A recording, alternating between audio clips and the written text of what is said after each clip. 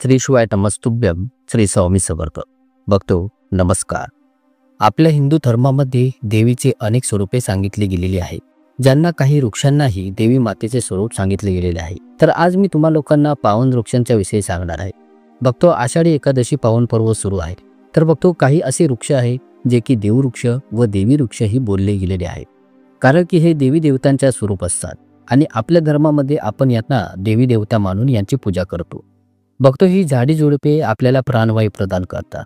सर्व प्रकारच्या ज्या पण नकारात्मक ऊर्जेच्या शक्ती असतात त्यांना आपल्या आतमध्ये स्वतः खेचून घेतात आणि आपल्याला स्वच्छ व ताजे वातावरण प्रदान करतात.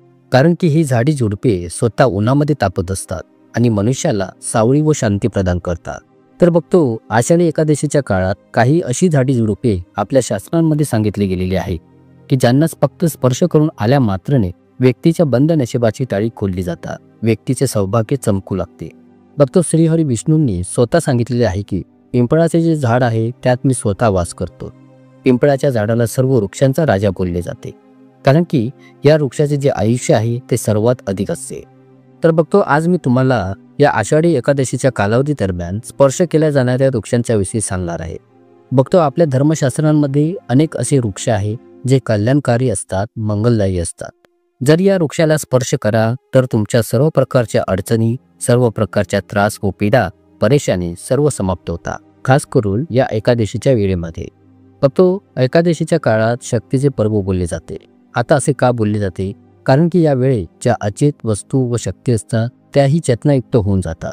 म्हणजेच यावेळी जी शक्ती आपल्या भूतलावर येते, तर जेवढी पण झाडी झुडपे आहेत, जीवजंतू आहेत, चल अचल अशा सर्व प्रकारच्या ज्या पण वस्तू आहेत, या सर्वांमध्ये प्राणहित होऊन जातो, शक्ती समाविष्ट होऊन जाते आणि हे जागृत होऊन जातात.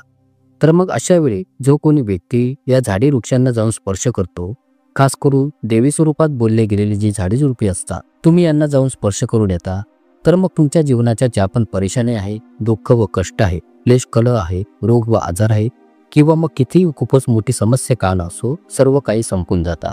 बघतो, आज मी तुम्हाला 3 रोपांच्या विषयी सांगणार आहे आणि या 3 वृक्षांना देववृक्षही बोलले जाते. या माहितीला ध्यान देऊ नका. बघतो, खरे सांगायचे तर आषाढी एकादशी हे एक असे पर्व असते, हा एक असा कालावधी असतो की ज्यामध्ये तुम्हाला खूपच लांब पूजापाठ करावी लागत नाही. तुम्ही तुमच्या गरिबीला स्वतः तुमच्या डोळ्यांनी समाप्त होताना पाहू शकता. बघतो, मी तुम्हाला ज्या वृक्षांच्या विषयी सांगणार आहे हे सर्व वृक्ष तुम्हाला तुमच्या घराच्या आसपास खूपच अगदी सहजतेने आढळून जातील. तर बघतो, तुम्ही या व्हिडिओच्या माहितीला अगदी ध्यान देऊन ऐकत राहा, जेणेकरून की यातील माहिती तुम्हाला अगदी बारकाईने समजून येईल. तर ते असे कोणते 3 वृक्ष आहेत ज्यांना आपण आषाढी एकादशीच्या कालावधी दरम्यान स्पर्श करून आले पाहिजे. बघतो, एक खास गोष्ट तुम्हा सर्वांना मी ते सांगू इच्छितो की या आषाढी एकादशीच्या कालावधी दरम्यान जेवढी जास्त होऊ शकेल देववृक्षांची तुम्ही पूजा अवश्य करा. या तर मग मी आपणास सांगतो की कोणत्या वृक्षाला आषाढी एकादशी दिवशी स्पर्श केल्याने गरिबी संपून जाते. बघतो, या जो पहिला वृक्ष आहे तो आहे बेल वृक्ष. बघतो, हा जो बेलाचा वृक्ष आहे तो श्री पार्वती मातेच्या घामाच्या धारेने उत्पन्न झालेला आहे. स्कंद पुराणाच्या अनुसार माता पार्वतीला देवी स्वरूप सांगितले गेलेले आहे, अर्थात ही नवदुर्गाच्या स्वरूप मानली गेलेली आहे. तर या बेलाच्या फांद्यांच्या स्वरूपात पार्वती माता, मुळामध्ये ब्रह्मा, खोडामध्ये श्री हरी विष्णू आणि बाकी सर्व हिस्स्यांमध्ये श्री शिवशंकर स्वतः वास करतात. संध्याकाळच्या वेळी शिव मंदिराच्या जवळ, श्री दुर्गा देवीच्या मंदिराजवळ किंवा श्री हरी विष्णू नारायणांच्या मंदिराजवळ बेलाचा हा जो वृक्ष आहे त्याच्याजवळ तुपाचा दिवा लावल्याने व्यक्ती धर्मवान, गुणवान आणि पराक्रमी बनतो. त्या व्यक्तीच्या सर्व प्रकारच्या मनोरथांची पूर्तता होते. आपल्या धर्मशास्त्रांमध्ये असे सांगितले गेलेले आहे की आषाढी एकादशीच्या दिवशी जी पण व्यक्ती या बेलाच्या वृक्षाला श्री हरी विष्णू व भगवान शिवशंकरांचे ध्यान करता करता 7 वेळा स्पर्श करून येते, तर अशा व्यक्तीची तत्काळ, जर त्या व्यक्तीने उपवास धरला असेल, ध्यान देऊ नका. बघतो, जे लोक उपवास करतात अशा व्यक्तीची थकावट, सुस्ती तत्काळ निघून जाते. आषाढी एकादशीच्या दिवशी उपवास करणाऱ्या व्यक्तीने जेवढे शक्य असेल तेवढे संध्याकाळच्या वेळी बेलाच्या वृक्षाला स्पर्श करून आले पाहिजे. कमीत कमी 7 वेळा अवश्य स्पर्श करून यावे आणि तुपाचा दिवाही जरूर संध्याकाळच्या वेळी लावावा. तर आता हा दिवा लावण्याचे काय फायदे होतील हे मी तुम्हाला कुठे सांगणार आहे. होऊ शकते की व्हिडिओ थोडा लांबच होईल, पण मी सर्व काही माहिती तुम्हाला सांगण्याचा प्रयत्न करणार आहे. त्यामुळे तुमचा किमती वेळ या व्हिडिओला अवश्य देण्याचा प्रयत्न करा. तर पहा बघतो, जेव्हा तुम्ही उपवास करता तर तुमच्या शरीरात थकावट येते, शरीरामध्ये ऊर्जेची कमतरता भासू लागते. भलेही तुम्हाला आध्यात्मिक शक्ती प्राप्त होत असते, पण तुमच्या शरीरात ऊर्जेची कमतरता होऊ लागते. पोटात अन्नपाणी न घेतल्यामुळे कमकुवतपणा जाणवतो. तर या ऊर्जेला कायम स्थिर ठेवण्यासाठी, या ऊर्जेला प्राप्त करण्यासाठी तुम्ही बेलाच्या वृक्षाला अवश्य स्पर्श केला पाहिजे. बघतो अनेक संत महात्मांनी या बेलाच्या वृक्षाच्या पानांना खाऊन घोर तपश्चर्या केलेल्या आहेत. तसेच कित्येक प्रकारच्या सिद्धी प्राप्त केलेल्या आहेत. धर्मशास्त्रे सांगतात की जर आषाढी एकादशीच्या दिवशी बेलाच्या पानांना खाल्ले जाईल तर जी व्यक्ती बऱ्याच कालावधीपासून ज्या मंत्रांचा जप करत आहे आणि त्यांना सिद्धी प्राप्त होत नाही, तर अशा व्यक्तींना शाश्वत सिद्धी लवकरच प्राप्त होते. अशा व्यक्तींना बेलाची पाने खाल्ल्याने ती सिद्धी मिळून जाते. तसेच तुपाचाही दिवा लावल्याने सिद्धी प्राप्त होण्यास सुरुवात होऊन जाते. आता बघतो या सिद्धीचा अर्थ म्हणजे तुमच्या कार्यांमध्ये यश, कीर्ती व सफलता येत जाते. आणि जर कोणी व्यक्ती आषाढी एकादशीच्या दरम्यान बेल वृक्षाच्या मुळाशी दूध अर्पण करते तर सर्व प्रकारच्या व्याधी दूर होऊन जातात. आणि जर कोणी सिंदूरयुक्त गंगाजल अर्पण करतो तर व्यक्तीची गरिबी समाप्त होते. आणि जर कोणी काळे तीर अर्पण करतो या बेलाच्या मुळाशी तर त्या व्यक्तीस सौभाग्याची प्राप्ती होते. आणि तसेच जर कोणी बेलाच्या झाडाच्या तिन्ही पानांमध्ये बघतो, हे जरा ध्यान देऊ नका, बेलाच्या साबूत पानास देवी बोलले गेले आहे, जसे की महाकाली, महालक्ष्मी, महासरस्वती. तर या बेलाची जी 3 पाने आहेत, महाकाली, महालक्ष्मी, महासरस्वती, यांचे तिन्ही स्वरूप सांगितले गेले आहे.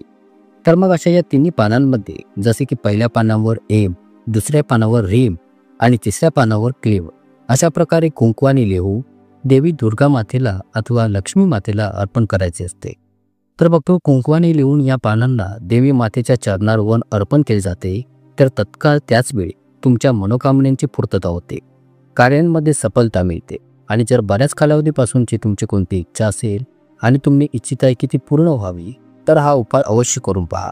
याच्या मुळामध्ये बघतो ध्यान देऊ नका, या बेलाच्या झाडाच्या मुळामध्ये जर कोणती तांब्याची अंगठी असेल, जसा की हा तांब्याचा धातू हा मंगळ ग्रहाशी संबंधित असतो, तर जर आषाढी एकादशीच्या दिवशी या वृक्षाच्या मुळामध्ये तांब्याची जी अंगठी अथवा रिंग असते, हिला जर तुम्ही तिच्या मुळाशी खणून तिथे पुरून ठेवता आणि पूर्ण एकादशी संपेपर्यंत यास पुरून ठेवता आणि यानंतर तुम्ही यास तुमच्या पोटात धारण करता, तर ती अंगठी जागृत होऊन जाते.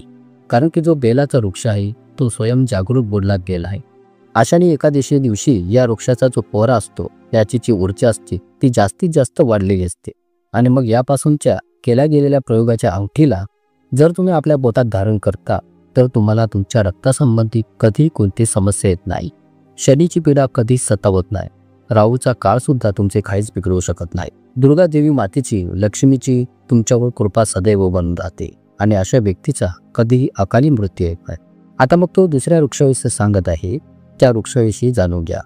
मी ज्या दुसऱ्या वृक्षाविषयी सांगत आहे तो शमीचा वृक्ष आहे. बघतो या शमीच्या वृक्षाला स्वयं जगदंबेचे स्वरूप बोलले गेलेले आहे. या वृक्षावर स्वयं देवी जगदंबा साक्षात विराजमान राहते. आणि जर कोणीही व्यक्ती जर या आषाढी एकादशीच्या संध्याकाळच्या वेळी या वृक्षाच्या खाली जाऊन धूपदीप जळवतो, धूर दुपारच दाखवतो, तर त्याची सर्व प्रकारच्या परेशानी दूर होतात. बघतो धर्मशास्त्रे सांगतात की जर कोणी व्यक्ती या आषाढी एकादशीच्या दिवशी लाल बांगड्यांना आपली मनोवांछित इच्छा बोलता बोलता शमीच्या वृक्षाला बांधे तर तत्काळ त्याच्या मनोवांछित इच्छेची पूर्तता होते. तसे लाल बांगड्यांना कोणी स्त्री जर जाऊन बांधते तर तिला सौभाग्याची प्राप्ती होते, त्याच्या पतीचा कधी अकाली मृत्यू होत नाही. तसेच बघतो या वृक्षाच्या मुळामध्ये हळदी कुंकू अर्पण केल्याने व्यक्तीला आरोग्य संपत्तीची प्राप्ती होते. जे लोक बऱ्याच काळापासून आजारी पडलेले आहेत अशा व्यक्तीच्या घरात राहणारे जे सदस्य आहेत ते लोक, जी व्यक्ती आजारी पडलेली आहे त्याच्या अंगावरून 7 वेळा या हळद कुंकवाचा उतारा करून या उतारास या शमीच्या वृक्षाच्या मुळामध्ये सोडू शकता. असे केल्याने त्याचे रोग लवकर बरे येतील. जे लोक बऱ्याच कालावधीपासून आजारी पडलेले असतात किंवा मग तुम्ही या आजारांपासून आपला बचाव करू इच्छिता, निरोगी राहू इच्छिताय, तर या उपायास या आषाढी एकादशी दिवशी अवश्य करावे. बघतो तुमच्या मनोकामनेच्या पूर्ती करण्यासाठी मी तुम्हाला एक मंत्र सांगत आहे. या मंत्राचा उच्चार करत तुम्हाला या शमीच्या झाडांना स्पर्श करायचा आहे. तत्काळ तुम्हाला याचा रिझल्ट पाहण्यास मिळेल. जशी एकादशी समाप्त होईल तुमची जी मनोकामना आहे ती लवकरच पूर्ण होईल. तुमची जी गरिबी आहे, घरातील जी दरिद्रता आहे ही संपून जाईल. तर हे मंत्र कोणते आहे तर बघतो यात तुम्हाला असे बोलायचे आहे, मम मनोरथ पुढे मम दरिद्रानाशे. हे मंत्र तुम्हाला बोलायचे आहे. हे मंत्र उच्चारताना तुम्हाला शमीच्या वृक्षाला स्पर्श करायचा आहे. असे केल्याने सर्व प्रकारच्या तुमच्या मनोवांछित इच्छांची पूर्तता होईल. तुमची जी गरिबी आहे, तुमच्या घरातील जी दरिद्रता आहे ती संपून जाईल. फक्त तुम्ही इच्छिता तर आषाढी एकादशीमध्ये मोलीचा लाल धागा म्हणजेच कलव्याचा धागा शमीच्या झाडावर बांधू शकता. बरीच लोक असे धागे बांधतात. फक्त हा मोलीचा लाल पिवळा कलव्याचा धागा बांधल्याने स्वयं दुर्गा माता व लक्ष्मी देवी तुमच्यापाशी बांधली जाते, तुमच्याशी जोडली जाते. सांगण्याचा अर्थ हा आहे की देवी माता आजीवन तुमच्यासोबत आपली कृपा व साथ ठेवते. बघतो अजून एक महत्त्वाचे ध्यानात ठेवा, तर तुम्ही आषाढी एकादशी कालावधी दरम्यान उपवास व्रत करू शकत नाही आहात तर केवळ या शमीच्या झाडाच्या मुळाशी असलेली माती आणून आषाढी एकादशी संपल्यानंतर दुसऱ्या दिवशी तुमच्या आंघोळीच्या पाण्यात चिमूटभर ही माती टाकून याने आंघोळ केल्यास व्यक्तीचा भाग्य उदय होतो, तिचे भाग्य चमकू लागते, तुमच्या शरीरातील सर्व दोष दूर होतील, जीवनातील नजर दोष बाधाही दूर होते. तुमच्या शरीरात जर कोणत्या प्रकारची पीडा असेल, नकारात्मक शक्तीने तुमच्या शरीरामध्ये प्रवेश केलेला असेल तर तीही दूर होऊन जाईल. त्यामुळे शक्य झाल्यास या वृक्षाच्या मुळातील मातीने या आषाढी एकादशी कालावधी दरम्यान तुम्ही आंघोळीच्या पाण्यात थोडीशी घालून आंघोळ अवश्यच करावी. बघतो तिसरा जो वृक्ष आहे तो आहे पारिजात. बघतो तुमच्या माहितीसाठी सांगतो, हा पारिजात समुद्र मंथनातून उत्पन्न झालेला होता आणि या वृक्षाला देवराज इंद्राच्या नंदनवनात स्थापित केले गेलेले होते. पारिजात वृक्ष श्रीकृष्णाने मानव कल्याणासाठी या भूतलावर आणला होता. तर बघतो हा जो पारिजात वृक्ष आहे यासही लक्ष्मी स्वरूप बोलले गेलेले आहे, कारण की श्री लक्ष्मी ही समुद्र मंथनातून उत्पन्न झालेली आहे आणि पारिजात सुद्धा. तर या नात्यानेच यास देवी लक्ष्मी स्वरूप मानले जाते. बघतो असे मानले जाते की कोणीही मनुष्य त्याच्या शरीरात कितीही थकावट असो किंवा कोणतीही पीडा असो, जसे की आषाढी एकादशी दिवशी तुम्ही व्रत ठेवता, उपवास ठेवता आणि तुमच्या शरीरात थकावट आढळते तर पारिजातला स्पर्श करून अवश्य यावी. तसेच या वृक्षाच्या झाडाखाली जर तुम्ही आषाढी एकादशी दिवशी तुपाचा दिवा लावता आणि त्याचसोबत चिमूटभर कुंकू याच्या मुळाशी लावले जाईल तर सर्व प्रकारच्या मनोकामनांची पूर्ती होते. पण तुम्हाला ही प्रार्थना अवश्यच करायची आहे की हे पारिजात तुम्हाला देवी स्वरूप मानले जाते, तुम्ही आमच्या सर्व प्रकारच्या पीडा कष्टांना दूर करावे, आमच्यावरील जे पण ग्रहदोष आहेत, पितृदोष आहेत ज्यांना तुम्ही समाप्त करावे. श्री लक्ष्मी देवी तुमची स्वयं बहीण आहे, श्री लक्ष्मीचा आमच्या जीवनात नक्कीच प्रवेश करून द्यावा, अशा प्रकारचा तुम्ही आम्हाला आशीर्वाद प्रदान करावा. बघतो अशी तुम्ही मनोभावी पारिजात वृक्षापाशी प्रार्थना करून आपली मनोवांछित मनोभावना व्यक्त करू शकता. तर बघतो जर तुम्ही खूपच लवकर धनवान बनू इच्छिता, तुमच्या जीवनामध्ये कोणती इच्छा मनोकामना अर्धवट बनून राहिली असेल तर या 3 पैकी कोणत्याही वृक्षाला आषाढी एकादशीच्या कालावधी दरम्यान स्पर्श करून तुम्ही नक्कीच या.